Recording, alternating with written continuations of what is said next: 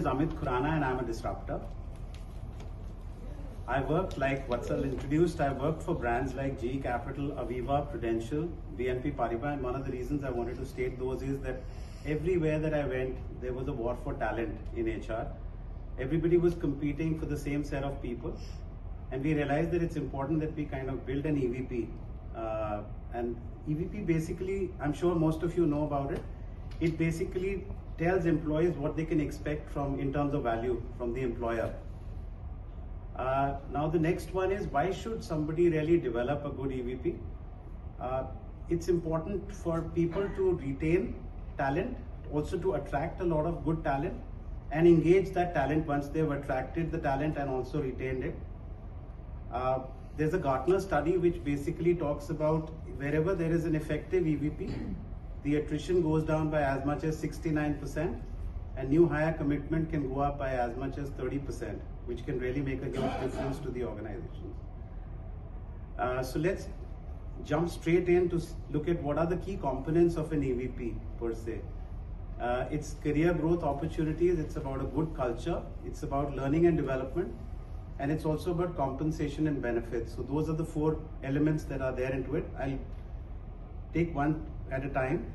So in terms of growth opportunity, it's all about internal job postings. People want to know, employees want to know, is there a career path for me? Is there mentorship? Is there leadership training that's there for me? In terms of compensation and benefits, it's gone beyond just the salary. It's more around vacation time, pay time, flexible benefits. People want more work from home. So that's a very, very important one. In terms of work culture, people want a great work experience when they go to work. They want inclusion, they want respect, they want transparency in the way they are treated at their workplaces, and that makes a huge difference.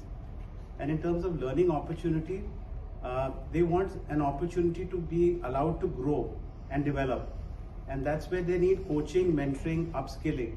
Those come in really, really big in terms of employee requirements. Now, one of the mistakes most CEOs and HR heads make is they tend to think that they can develop an EVP and top down, whereas that never works. I mean, they are thinking in a certain direction, which may be northeast, whereas actually what's required is it should be bottoms up in terms of they should do surveys, they should do focus groups, and they should also do a lot of exit interviews with some of the people who worked with the organization earlier.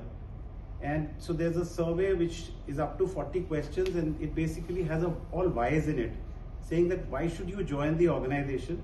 It asks employees why should they stay with the organization. It also asks them that if they were to leave, why would they leave the system? And if they were to rejoin, then why would they rejoin? So, and once you have all of those answered in an EVP, then it's all about integrating the EVP in the employee life cycle, starting from attraction to recruitment to onboarding, developing, and right till separation. It's very important to have it in all aspects. Now that we've defined the EVP, it's important to have a couple of key takeaways which are there. I wish we could present this there, so I had a lot of slides.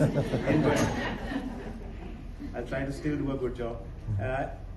If you have an enticing EVP, you can really make your company stand out.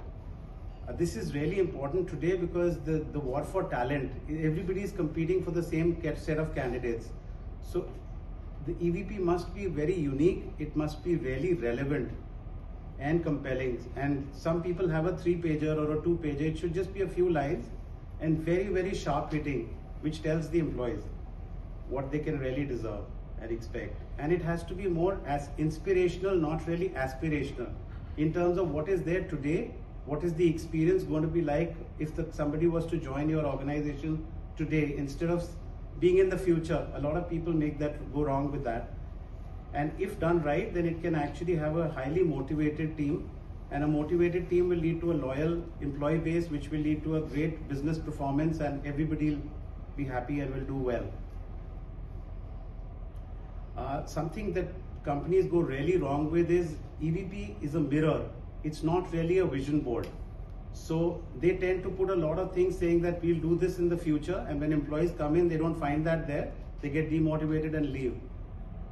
Last but not the least, EVP is the company's secret sauce. But once you have the secret sauce ready, it's important to actually go across at all touch points and actually give it to people.